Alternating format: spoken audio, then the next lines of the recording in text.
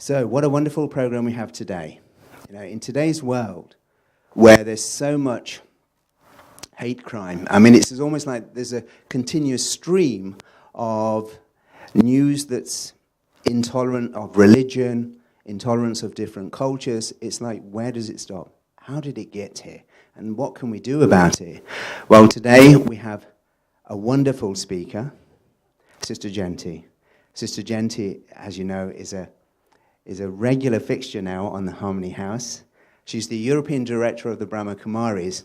And I have to say, she is a wonderful ambassador of what tolerance in action is. She has that glowing sparkle around her face that says yes, because she has to endure so many things up and down, as you can imagine, a large organization like the Brahma Kumaris. So when you see it in action, you know that when she speaks, she's speaking from experience. And interviewing Sister Jayanti, we have some young blood. We have Natalie Chigaruru and Priya Katicha.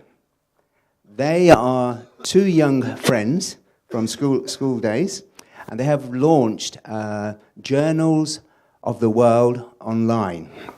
And really, what they're doing is interviewing people to provide a platform where they can inspire people of today to do something amazing.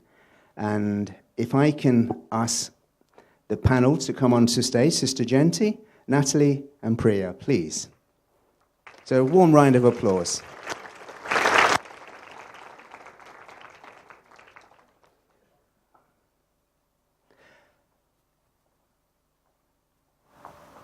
So welcome, Sister Jayanti. It's lovely to have you back at Harmony House. Now, you may not know, but Sister Jayanti's been here since midday, about noon, and she was addressing an audience of 400 prior to this program. So it's amazing that she's able to turn it around for the next program. Okay. And guys, good luck, take it easy, and I know that you've got some very thought-provoking questions. Om Shanti.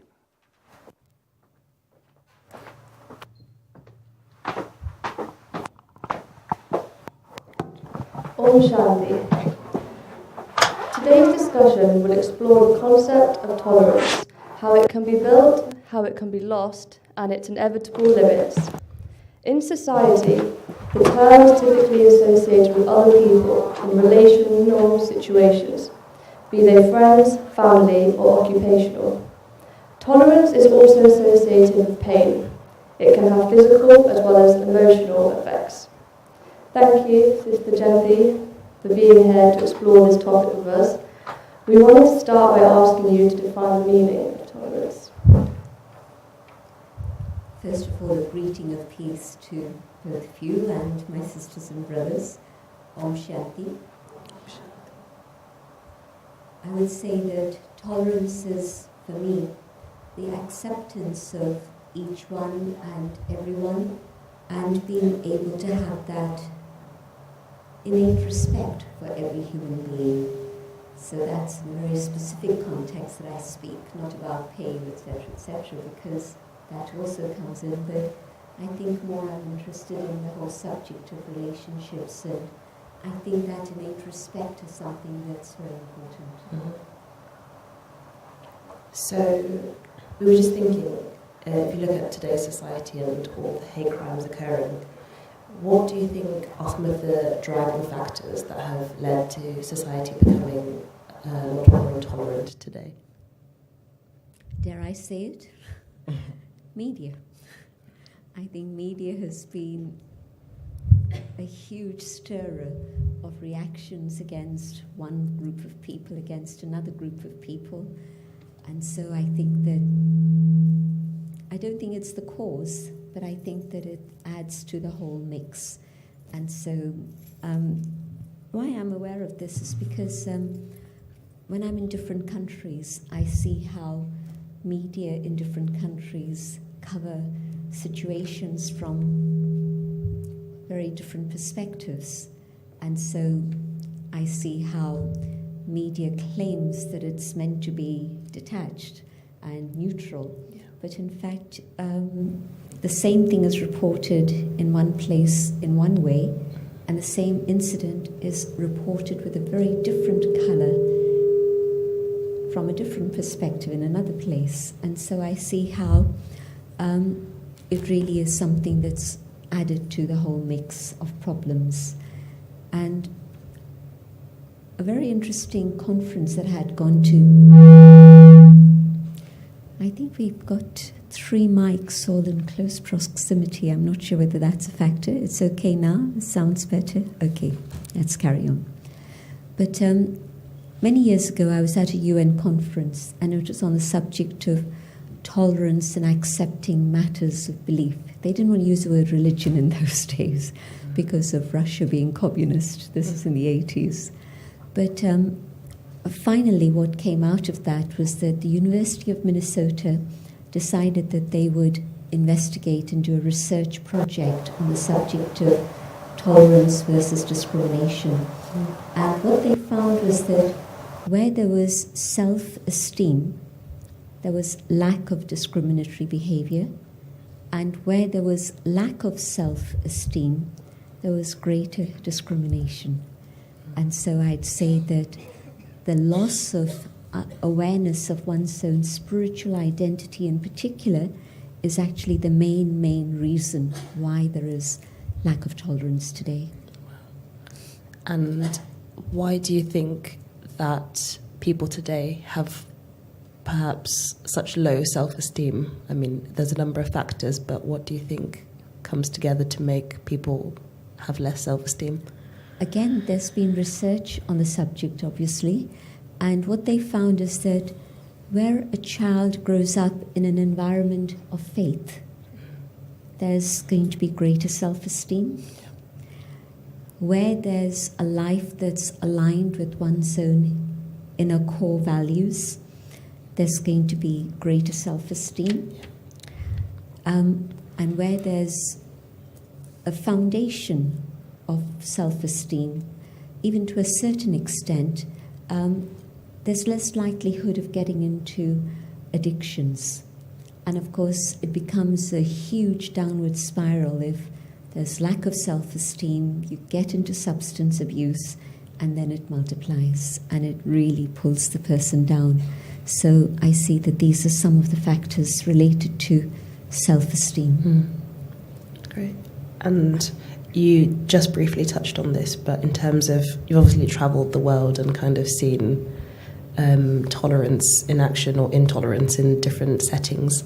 Could you tell us a little bit more about cultural variations and which cultures have higher tolerance and why that is and what that looks like, and just the differences you've seen? I think there's only one particular religion that I would say very much states that that is the only way. All other traditions seem to indicate that they're the right one, but they'll also have the possibility of opening up for others and say, okay, well, that's fine, let others do as they wish. But there's one particular religion that feels that that is the only way, and it won't permit others to have the same space and freedom. But otherwise, generally speaking, you'll find that, especially today, where there's so much travel and information knows no boundaries, and so everything is available everywhere. So I think that mostly it's open. China is maybe one place where things are slowly shifting. Last year I was in China, and in one particular city, I went to about 5 cities, but in every city there was a great response. But in one particular city in Guangzhou, we had a group of 400, mostly young people. And I asked how they had come, and it was a straight talk on meditation. And I was told it was a young person who had contacted people on social media. So on the one side I spoke about media, but on the other side it's media that brought all these people together. Yeah.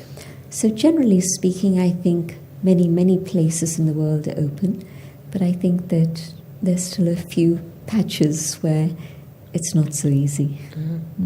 And obviously it's not always easy to be a tolerant person, 24/7. In terms of your personal experiences, is there a time in your life when you ever felt as though your own tolerance was tested? Usually it's with individuals rather than groups of individuals. Sometimes I felt that, here's a person and they just don't seem to understand. And it's as if, there's a habit that they have or a few habits they have that repeatedly over a period of time keep coming up again and again. And so then I remember a couple of times when I felt, how long is this going to carry on? Mm-hmm. And I found that I'm lucky. I'm in a spiritual community. And so what I learned within that community, some of you know her, Dadi Janki. So my great fortune was having Dadi as my mentor. And so I'd speak to her about, firstly, the one incident or situation with one particular individual. And she told me that if I continued to have negative thoughts about this individual, the karmic account, you understand this word karma, the give and take, the exchange you have with people.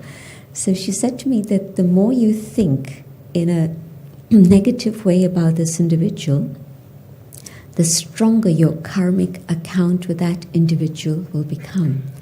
And I got so scared of that because the last thing I wanted was to have closer karma with her. I wanted to settle it. And so I changed my attitude and I decided, well, they're not going to change. And so I have to change my vision of them. I have to focus on their goodness rather than anything else. Yeah. And in another situation, Daddy asked me the question, okay, if I tell this person not to get involved in this anymore, would you be able to do the work that he's doing? That was it. I knew that I couldn't. And so I learned to appreciate that each one has a different role and each one has different skills and specialities that I don't have. And so let me be able to value that and appreciate it and learn to adjust with them. Yeah, that's great. And in terms of generationally, do you think, can you see any differences in tolerance levels between kind of people a bit older and kind of the younger generation? What differences or similarities do you think there are between people's tolerance levels? I think that the world today is very, very individualistic. And that's true in India and in the West. Everybody wants to do things their way, their own way. And so I don't know that I'd say that that's intolerant, but I'd say that they're very specific about what it is they want to do. And so there's not such an ability to adjust within that. Am I right? Yeah. And for the older ones, I think that they've grown up with this idea that community is important, family is important. And if I have to adjust for the sake of peace within the family, it's okay. Let me be able to do that. And so I think that there is a difference between generations. Another factor I think also seems to happen, and that is that as you grow older, you do realize that, there's this adage that says, live and let live. And you just have to make sure that you give enough space to others. And so if somebody is doing things differently, or they are different, it's okay. And so I think life teaches you this lesson, that if you just simply insist on doing things your way, you're going to find yourself quite isolated and cut off from others. And you don't want that to happen. You want to stay within society, within family, within community. And so as you grow older, you learn to have a little bit of leeway and give and take with others in that sense. So do you think it's more, not so much that society's changed in terms of there being differences between older and younger people, but more that as an individual you grow and perhaps maybe learn to understand others and dynamics better? I think that's part of it, yeah. Yeah. But I also see that individualism is a very, very strong factor, more and more so than it used to be. Yeah. You used the phrase adjust for the sake of peace within the family just there. So do you think that sometimes tolerance can come at a price in terms of a person's happiness? So if you're tolerating something but then it makes you sorrowful? There's a very interesting line between where do I continue to tolerate and at what moment do I say this is actually interfering within my own experience of life and my peace or my happiness. And I think that the dividing line between those factors where I have to say enough is enough, no more, is the line of principles. What are the principles that I hold important as being important in my life? And am I willing to hold on to those? And if it's not a matter of principle, if it's just a matter of preference, maybe this way, well, it's okay, I can adjust. But where it's a question of principles, then I think that I have to say, this is very important for me. I don't think I can adjust here. I need to keep my peace of mind because my peace of mind and my principles are very deeply connected also. And so at that moment, I have to have the courage and the power to be able to face the situation and either have a difficult conversation or take a step towards what I feel I need to do. Yeah. And what advice would you give to someone who's kind of at breaking point in terms of has been trying to tolerate other people or situations for a long time and just perhaps doesn't feel like they can't cope anymore? I would suggest to them, and I'm talking about real life situations where things like this have come up, I would suggest to them, take a short break, go away for a little while and just reflect on it and just see the ups and downs. What would be the downside of making a change? What would be the upside of making a change? And then they have to be able to evaluate what is more important for them. Yeah. But being in that situation day in, day out, and trying to have a detached perspective is very, very difficult. It's inevitably caught up with emotions and feelings and the sense of being a victim even. But if they can take a short break, even just a couple of days, preferably longer, a few days, so that they can just get in touch with their own feelings and see where they're at, and then from that greater detached perspective, look at what's going on. They'll probably be able to work it out for themselves. What is it that they value more? Yeah. And what sort of tangible effects can you see a lack of tolerance having on the world? So obviously that's a very broad question, but I know you're particularly interested in like climate change. You've spoken at a UN climate change conference, for example. What effects can you see it happening in the world because of our lack of tolerance? You brought in the question of climate change, and that's a whole subject related to consumerism and where we are unwilling to tolerate a little bit of discomfort and where we are using electricity for air conditioning or heating and all of these things as if there was no tomorrow, as if we're just thinking about today and it doesn't matter about the next generation and the next and the next. And within the Aboriginal tribes of North America, for example, the Red Indians, they would say, think about what would be the impact on the 7th generation if you do something today, okay, so if we are going to consume more coal, we're going to burn more energy, whatever it is we're doing, what's the long-term impact?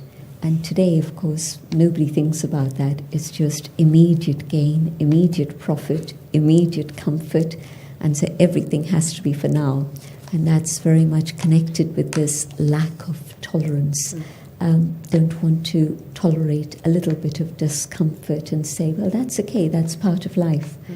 You know, so I think that the consumerism of today's world is very much responsible for the interference in climate and the changes that we're witnessing in the climate around us. So that's one side. But the other side is that where there's lack of tolerance is what today it's called terrorism. And when the MC was introducing the program, I remember through the month of June, I was traveling a lot, but every single week there was some act of terrorism happening in the UK. And then, of course, you hear about it in Spain, you hear about it elsewhere, but it's now rampant, it's everywhere. And a vehicle that's supposed to be a factor of convenience, and you know, who would imagine that a vehicle is going to become a weapon of terror? And you know, how many people have vehicles? Practically everyone. And so that's become a weapon of terror now. And so what sort of condition has the mind got into where there is such a twisted feeling and sense of relationships with others that one will do such a thing? And what's going on in human minds today? You know, in the year 2000, I was hearing about how the fastest growing illness, and this was WHO reporting, that the fastest growing illness is mental ill health. And where minds have become so twisted, that's very much a sign of instability in the mind, and a mind that's not functioning as a human mind should. There's a very interesting factor I came across many years ago. This was at the end of the 90s, and I was at a conference which was organized by what was called the State of the World Forum in California. And there was a woman who was the chief scientist from the World Wildlife Fund. And she gave a lot of information about the chemicals that we have in our bodies, and not just humans, but across the world. They had researched, and fishes, birds, every single creature had at least 500 more chemicals, and that was at the end of the 90s. Now it's probably 800. That's a guess, but at that time the figure statistically was 500 plus. And she said that they then wanted to investigate what was the effect of these chemicals, and it was impacting the total physiology of not just animals but humans too. The reproductive system was impaired, the nervous system was impaired, the immune system was impaired. And in particular with the nervous system, what they found was that the impact on the brain of these extra chemicals was, there was a loss of memory. You know, so if you say, I can't remember, I must be getting old. Well, no, it might be the chemicals. So you can blame the chemicals, not age. But seriously, they found that it had an impact on memory. And secondly, it had an impact on tolerance. Tolerance capacities were very much reduced. And the third impact was judgment capacity, discernment capacity. And so the clarity of discernment wasn't always there because of the impact of chemicals. And if you think about, say, alcohol, and how alcohol is chemicals that your body doesn't need, just see it in that way, never mind any other factor. And you see how judgment is impaired, and all the drink and don't drive laws. So extra 500 plus chemicals coming into my body from food and water and air, and it's all, you're surrounded by all this stuff. Even the clothes we wear, even the chemicals, the washing powder that they wash your clothes in, everything. All of these things are impacting us in ways that we hadn't understood. So it's very interesting. And I've actually just finished a neuroscience degree, so kind of all of the brain stuff is very interesting to me.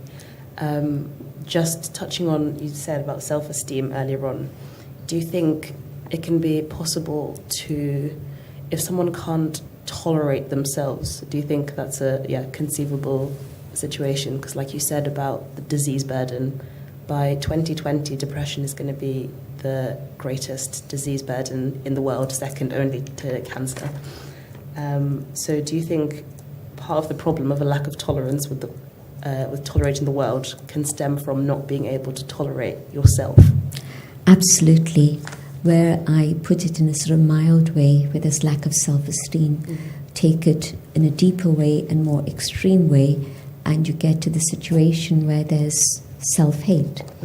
And so if I'm hating myself, what am I going to do to others? And the converse, where the testament, the commandment tells us, love thy neighbor as you would love yourself. And if I'm not able to love myself, how on earth can I love my neighbor? And so the whole subject of tolerance is a factor. How come we're not able to tolerate our neighbors? And now I'm thinking of both types of neighbors. The person who lives next door to me, and inevitably there's all sorts of quarrels and things that go on between people. But also my neighbor, anyone. You're my neighbor, though you live in Leicester and I live in London, but we're neighbors. Yeah. And so we're sharing the same planet. There's absolute connection of what goes on inside and what then gets expressed outside. In spirituality, we would say that it's inside out. You can see a direct connection of both things. So if I have the possibility of loving myself, I'm going to be able to be open and loving with others. And where I don't have that, and the reason for not being able to love myself is because I don't know myself. I haven't spent time knowing myself and valuing myself. And especially where a world has become very materialistic and everybody judges you by appearance and age and possessions and property, it's very easy to pull yourself down, down, down, in comparing yourself with everybody around you. I'm not so intelligent, I'm not so pretty, I'm not this, I'm not that. And, where the adverts tell you, if you buy this, you'll be prettier. If you buy this, everybody will love you. The message that's coming is you have to do this, that, and the other in order to be loved. And if you don't, you're not going to be loved. And so I don't know how much people will take that to heart and actually begin to think that it's real. I know, for example, children, well, not little children, but say 12, 14-year-olds, if they don't wear the same type of sneakers as the other kids, they'll feel that they're very deprived and they won't value themselves. And what sort of scars is a child left with if this is the sort of atmosphere they're growing up in? If my parents can't afford to buy me those type of sneakers or the latest XYZ, and I'm feeling unvalued, devalued, and this is the message I keep getting from my friends and also from my parents even maybe, it leaves a very deep imprint on the psyche. And so insecurity and self-hate can come in very quickly. Yeah. And how do you think, on a practical level, what kind of tools or advice would you give people to firstly know how to know themselves better and also to then love themselves? Because obviously if we can rectify it at a personal level, then maybe that tolerance can then be projected onto the outside world. So how do you think people can know or love themselves better? definitely the spiritual path is the highest and the best. I'm thinking about young people, and it's not so easy for young people to say, okay, I want to learn to meditate, or I want to learn about spirituality. I see this dual thing going on in the world where, on the one side, young people seem to care more about what's going on in the world, and so they're very much into being environmental activists and so on. But on the other side, they'll reject things of belief. And it's part of this individualism, I think, in which they'll feel that if there's a particular organization or a group of people, I won't even say a church, a temple or anything like that, but any type of organized anything, they'll feel, well, that's not for me. And so there'll be a distance from that. And so I think it's young people who have to reach out to young people. And I've seen that that works very effectively, that if a young person begins to understand these things and they talk to their peers about this, it works very well. And how can, obviously, more experienced practitioners of spirituality and meditation, how do they make that more appealing to young people? I'd like you to tell me. I'd love to know. Because, we can have meetings about it, and I've been in meetings about it. Is it just that you open up a coffee shop and let young people come and have coffee and then you have chats with them? I don't know. But I think it's really young people who are going to find the answers and tell us what we need to do. Social media, obviously, is one thing that's very effective. And maybe it's sharing experiences through social media that's going to be effective. And, of course, one of the things that I discovered last year, I was doing some video recordings of some programs on various topics. And we asked a person who's very much into the social media arena, what would you suggest we do? And I was a bit surprised, and then when I reflected on it, I realized I shouldn't have been surprised, but he said, make sure that there's nothing more than 1.5 minutes. I said, 1.5 minutes? What can you say in 1.5 minutes? And he said, well, you either capture their attention or you lose them within the first 30 seconds. Yeah. So I was a little surprised at that, but it's telling me that it's young people who know how to create and reach out to young people and make them aware of what spirituality can offer and the benefits of that. Great.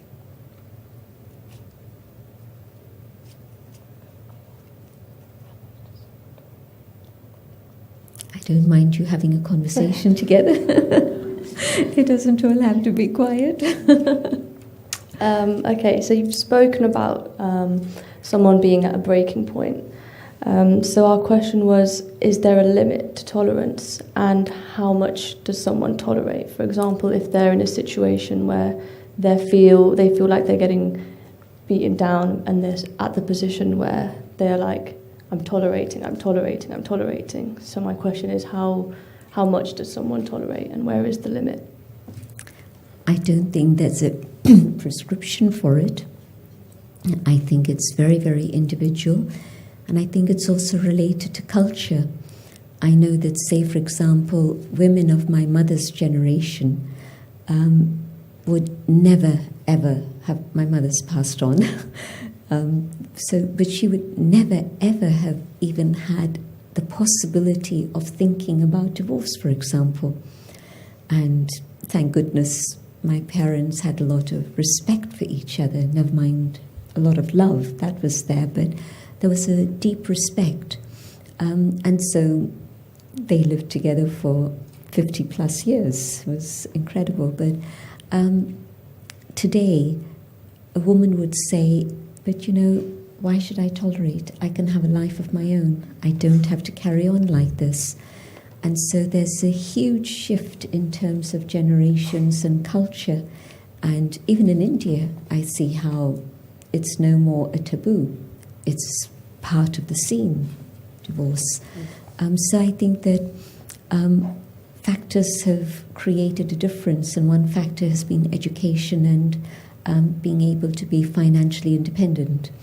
And so where there was no possibility of that at all, now there is total freedom for that.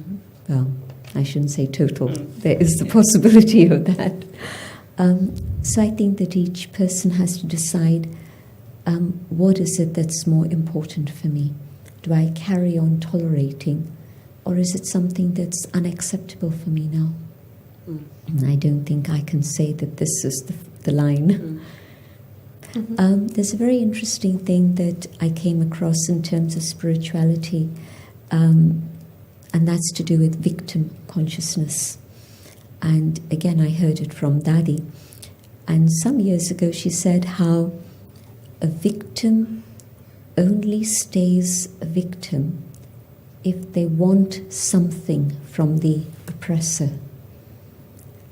And that one sentence opened up a whole different area of understanding for me.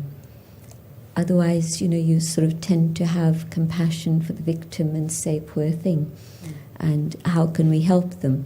And yes, of course, help is important if they're ready for help, if they need help. But it's a very important question to ask, well, if I'm a victim, what is it that I'm taking or wanting from my oppressor? And what we found was some years ago, there was research done on this. If there's a person with a personality in which they are a victim, they break free from that situation, and yet after maybe 12 to 18 months, they re-enter a similar relationship in which they're still the victim, and it's still a form of abuse that they're opening themselves up to. And so this whole thing about victim consciousness is an interesting thing. Unless, if I've chosen to break free, whatever the circumstances may be, if I don't actually change my own behavior and my own pattern of thinking, I'll get into another situation of being a victim again. Yeah. Could you just elaborate on perhaps an example or just further explanation of that quote about a victim only remains a victim? Could you just give us an example, kind of?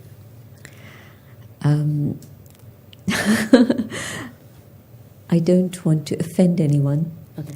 but if I give a situation, I love my brothers, and so it's certainly not pointing fingers at any one part of society, but the usual story seems to be that it's women who tend to be oppressed. It's not always the case. I've seen the other way around too, but that's the usual story. And so if I'm a victim, I'm being oppressed, what's keeping me in this relationship? What am I wanting?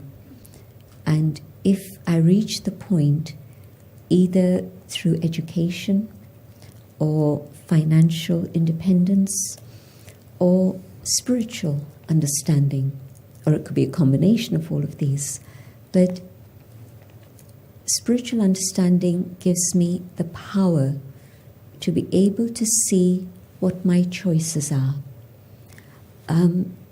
As a victim, there's something that I want, whether it's financial dependency or emotional dependency or concern about my children, whatever it may be, but there's something I want, and so that will hold me there.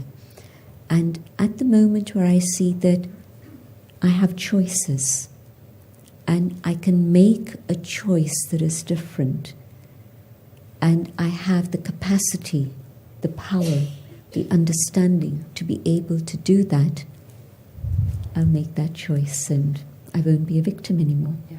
Mhm. And you mentioned how the best way to build tolerance is through the spiritual path. So could you break down how meditation can build an individual's tolerance? If I take up two aspects of that, and first is what I mentioned earlier, being aligned to one's own inner core values. That for me is one aspect, and there's a second one. So that first aspect, in meditation, what I discover is Om Shanti, I am peace. And it sounds very simple, but actually start experiencing it and feeling it. I am peace. It's quite a revelation, because most times we're not peaceful. Mm-hmm. We've forgotten completely that we're peaceful beings. And so as I practice and I truly come to this awareness of I am peace, peace opens the door to all the other inner core values that I have. Love, and the factor of love being within my own inner being, so that I'm not needy and needing somebody else to give me love or support me or being dependent on them. So I discovered these core values, the treasures that I carry within myself. And because of these values and these treasures, I begin to value myself. I'm able to start loving myself. And so my respect for myself grows, and my heart becomes much more generous and open. And so I become a person that's able to give and give space to others and be tolerant of others and give respect to others. If I don't value myself and don't respect myself, I'm not able to give others respect. Out of circumstances, because it's a protocol and I might lose my job if I don't give respect, or I might get to be an outcast in my family if I don't give respect. So superficially, society will demand that I give respect to this one, this one, this one. So I might be following the protocol, but I don't really respect anyone. And we see this a lot in the world. Many, many different situations where this is visible. And so meditation and coming back to my own state of dignity, and a state of dignity in which I don't need external supports, I don't need anyone to give me respect for me to have me hold my head up high. It's totally my own inner work that's going on. That gives me a huge capacity for tolerance. But the other is that as I connect with the divine, because meditation has this dual aspect, the exploration of the self and coming back to the truth of who I am, and having the capacity, the power to follow that through, not just high ideals and then crazy life, but high ideals, high thinking, but also noble deeds, so that my words and my actions are aligned with all of that. And then the second is where I'm connecting with God, the divine, the supreme, whatever name I choose. And in that connection, I'm connecting with the powerhouse, the source of power. And as I draw that power within myself, I can feel that inner power being manifest in different situations in different ways. And one of the situations is where earlier my tolerance capacity would have been this much, and we know how short fuse people have today. Doesn't take much to make anyone explode. But that fuse gets longer and longer. And so I'm able to tolerate more and more. I want to touch upon another thing that you mentioned right at the start, and then we didn't go further with that. and that is tolerance of pain. And I've seen yogis go through huge settlement of karma with physical illness, and it's not that they won't take painkillers if there's a need. If that's what the need is, it's okay. But their capacity to tolerate pain is definitely increased. And I remember myself, I haven't, touch wood, I haven't had so many illnesses and things to deal with. But there was a situation where I had 14 stitches here after a car accident.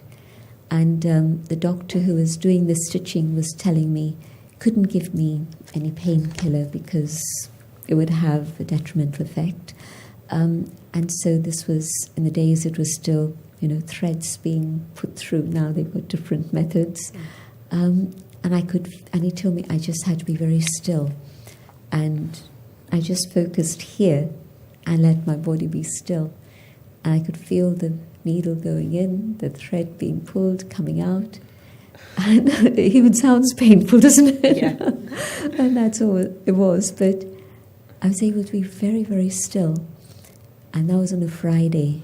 And by Monday, the stitches could be removed. And the healing process happened very fast because of yoga and lifestyle. And that same evening, I was on a TV show, and the interviewer just said to me, do you have a bad cold? You seem to have a bit of a thick lip. It wasn't a thick lip, it was all the other things that had happened. But so yes, the capacity increases, but also the way you deal with illness changes. Yeah. There are a lot of young people at the moment who practice meditation, but it's become a bit of like a trendy thing to do. And how about when people do that and perhaps exclude the divine from it? What are your thoughts on that? Do you think it's as effective or not? The fact that they've started, whether it's mindfulness, and most times I've found that mindfulness is quite secular. They keep it that way specifically to be able to draw more people in. It's a good start. So any start is a good start, and it might open the door for something more to come. So I'd say good, go for it. And also, you see, one thing that's happened is that, there's a film, The Secret, and I think that's what it was called. I didn't see it, but you did maybe. And it was essentially, I think it was talking about if you really focus on what you want, you're going to get it, which is true. I believe that totally. But do I want to really focus on getting a new car? And that's the aim and objective of my life. And how far is that going to take me? So if it's, again, helping me understand the power of thought and the value of focusing my mind, well, okay, maybe I'll grow out of cars and move on to something else.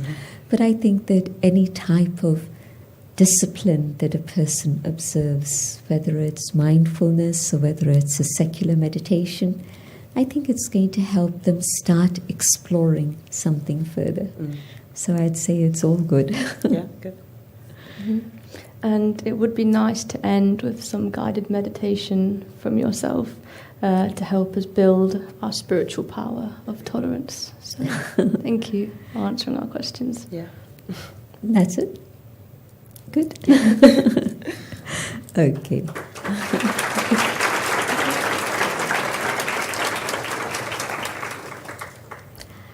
What I'll do is speak out my own thoughts as I reflect and invite you to follow those ideas.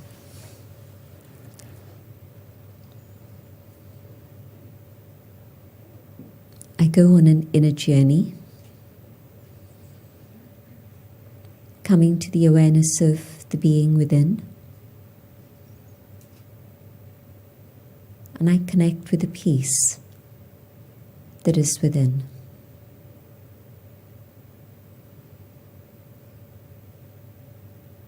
At the core of my being is peace. Peace feels comfortable. Peace feels very familiar. Peace is actually my natural state of being. I hold this awareness of peace.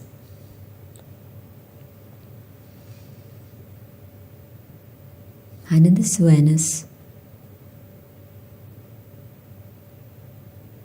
I can sense another presence, the presence of the divine.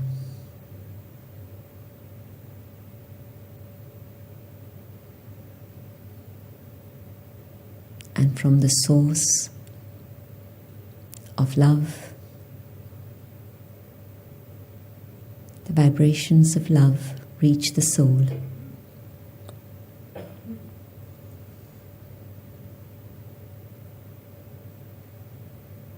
I absorb these vibrations of pure love within myself.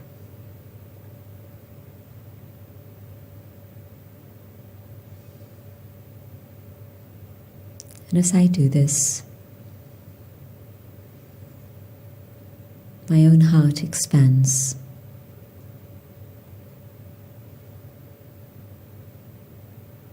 And the power of pure love from the divine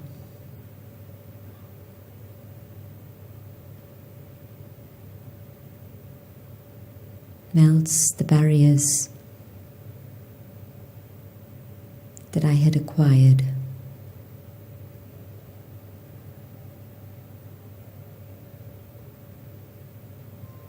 And as those barriers melt,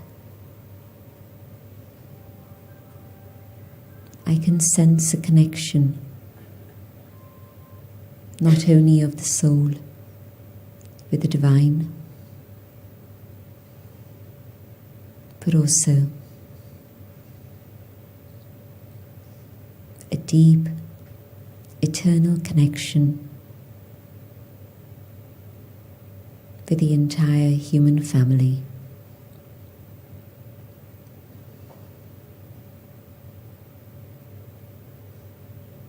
As children of the one parent,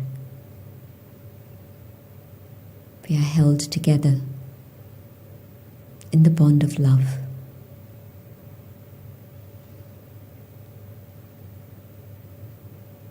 And as I absorb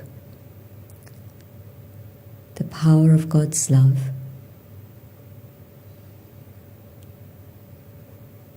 I can feel this beautiful connection with the whole of humanity. And I return to the awareness of one family, one home, one planet, and the Supreme Parent.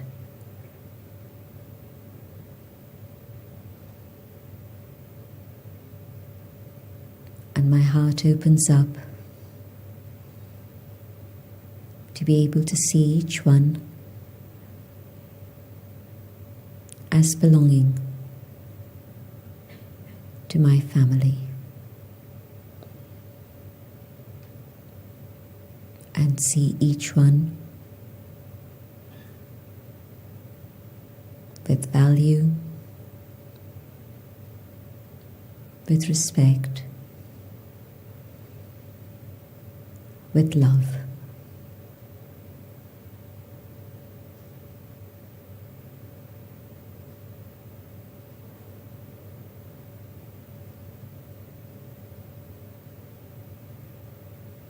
And the power of God's love reaches out and touches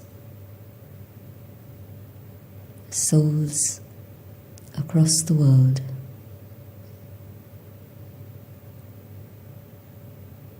awakening hope, dispelling darkness, bringing light.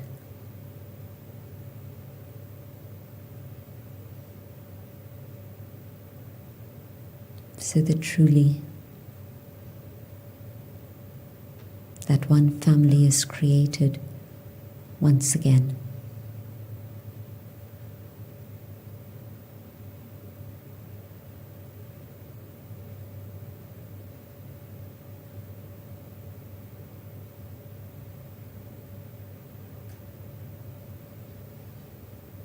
A family able to live together with love, respect, and appreciation.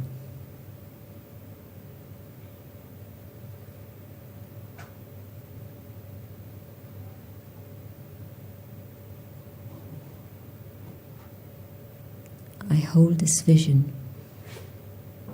in my awareness and come back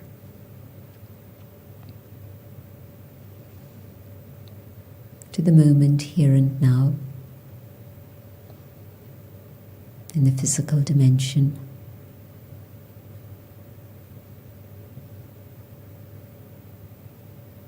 That I keep the awareness of who I am,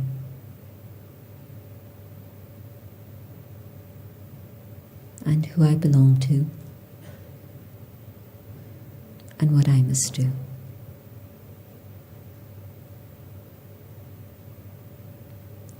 Om Shanti.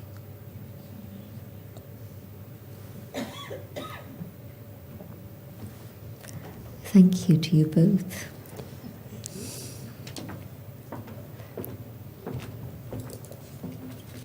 Om Shanti.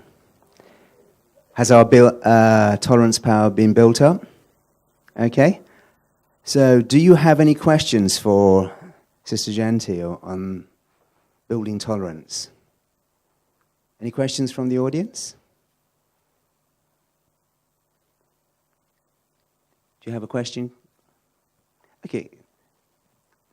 Just speak. Say that again, please. When are human beings not human beings? Now. Okay.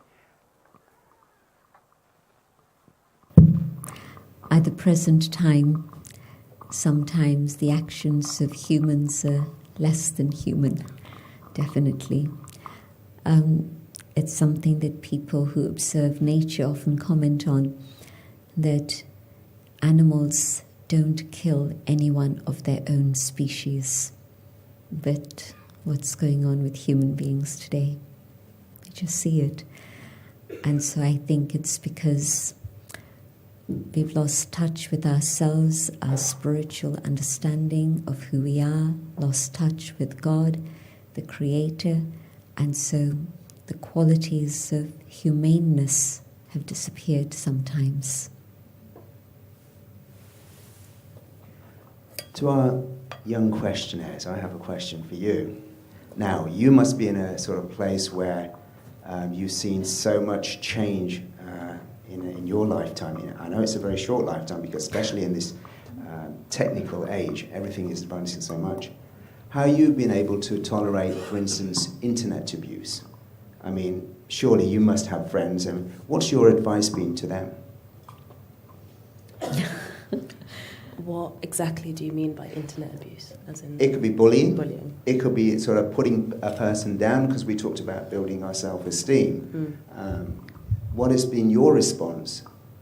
First is in advising your friends, and how would you sort of deal with it? I think it's really important to have an awareness that the internet's not real. And I think we're 22, and kind of smartphones have become more of a thing, and I'd say the last sort of 7 years. So by the time smartphones really took off, we were a bit older, So I think it's a slightly different experience for people who are teenagers now, and for us, we just missed it. Well, I think at school, obviously bullying would have been a thing, but it kind of stayed at school and didn't come home with you so much when we were growing up. But I think now that it doesn't end at school, it will then continue throughout every social media channel as the day continues, and it's inescapable. I think, well, personally, I think I like to just remember that things aren't real online.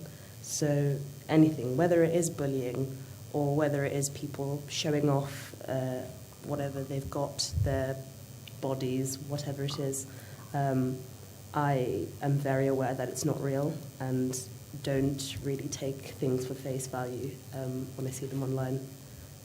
Don't know about you. And I think, just touching on that, I think that the advancement in technology is so fast that sometimes society hasn't picked up that in itself to be able to understand it and sit with it and to evaluate what to take in and what to not take in from it. So I think that is also key.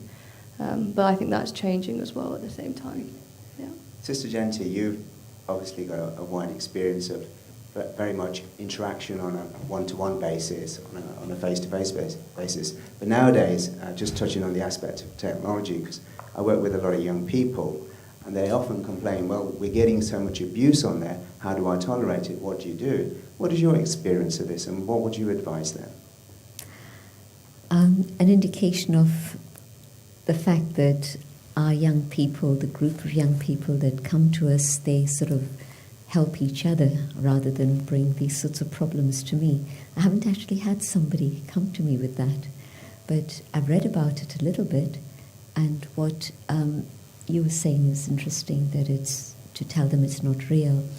I remember reading about a young man who's 18, 19, and he had something he perceived as being not quite regular with his neck. And they interviewed him, and he was saving up his money to be able to have plastic surgery to sort that out. And the interviewer said to him, but there's lots of other things you can do with your money. And he said, no, I have to get myself into perfect form.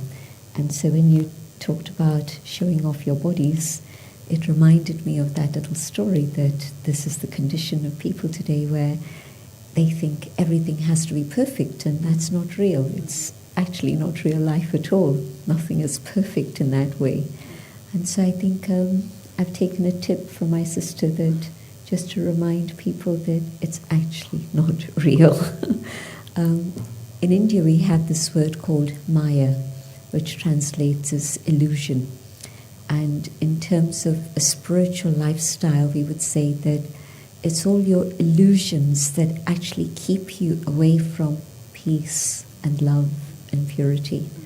And what you're talking about is very definitely, internet is Maya. I think one of the greatest areas where we have to show a lot of tolerance is road rage.